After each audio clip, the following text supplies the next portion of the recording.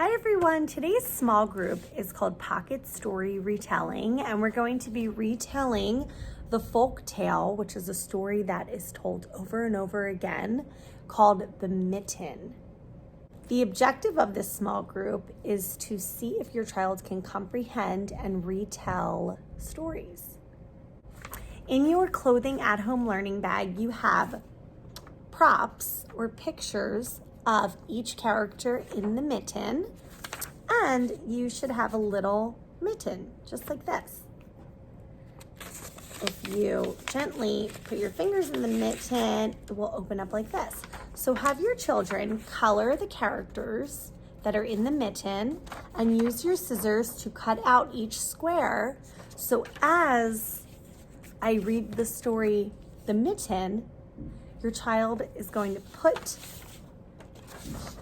the character that we talk about into the mitten. As I retell the story, I'm going to use these bigger props I have here of the characters just so that you can see them more clearly.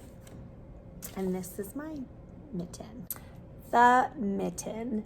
This story was adapted and illustrated by Jan Brett. Once there was a boy named Nicky who wanted his new mittens made from wool as white as snow. At first, his grandmother, Baba, did not want to knit white mittens. If you drop one in the snow, she warned, you'll never find it. But Nicky wanted snow white mittens, and finally, Baba made them. After she finished, she said, when you come home, first I will look to see if you are safe and sound, but then I will look to see if you still have your snow white mittens. So off Nicky went, and it wasn't long until one of his new mittens dropped in the snow and was left behind. So it camouflages against the white snow. It's the same color as the snow. A mole, so here's our first animal, so get your mole. Here is my mole. Tired from tunneling along, discovered the mitten and burrowed inside. So I'm going to put my mole in the mitten. And your child can put their mole prop in their little mitten. It was cozy and warm and just the right size, so he decided to stay.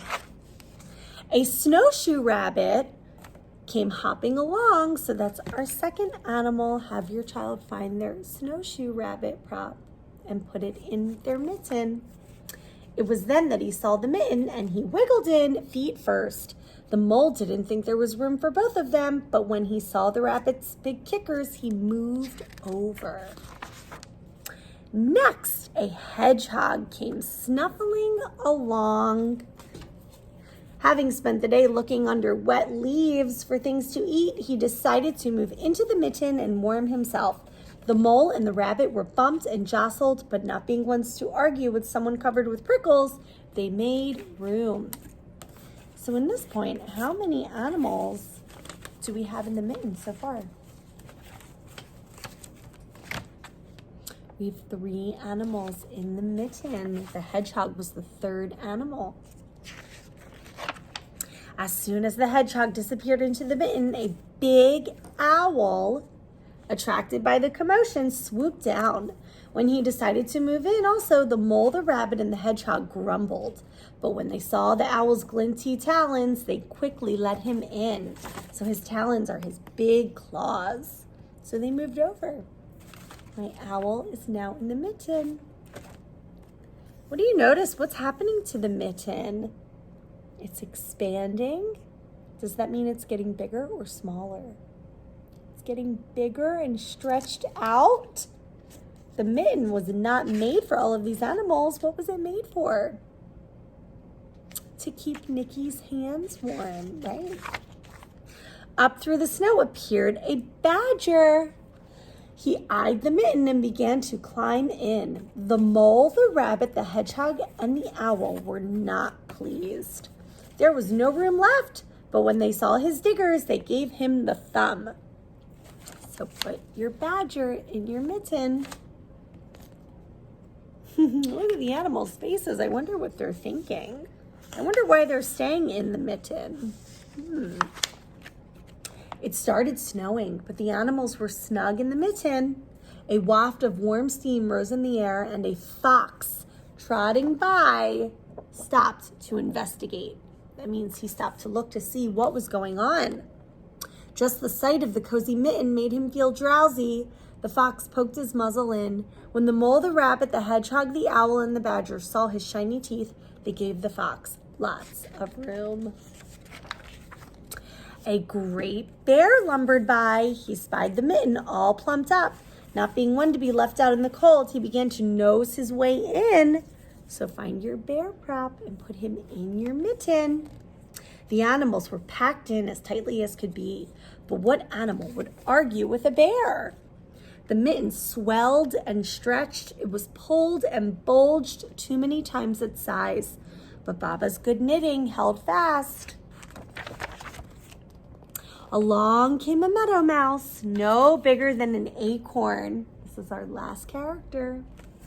She wiggled into this one space left and made herself comfortable on top of the great bear's nose.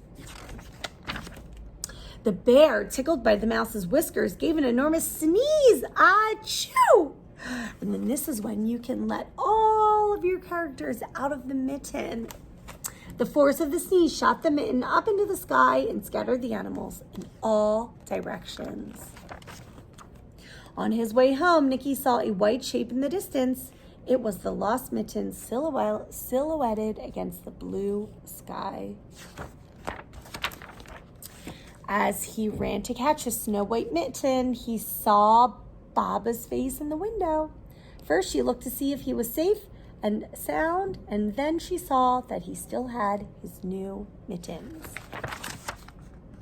And there's Baba, Nicky's grandmother, looking at the mittens. What do you notice about them? They're different sizes. What do you think she's thinking? Why is this mitten so much bigger than this mitten?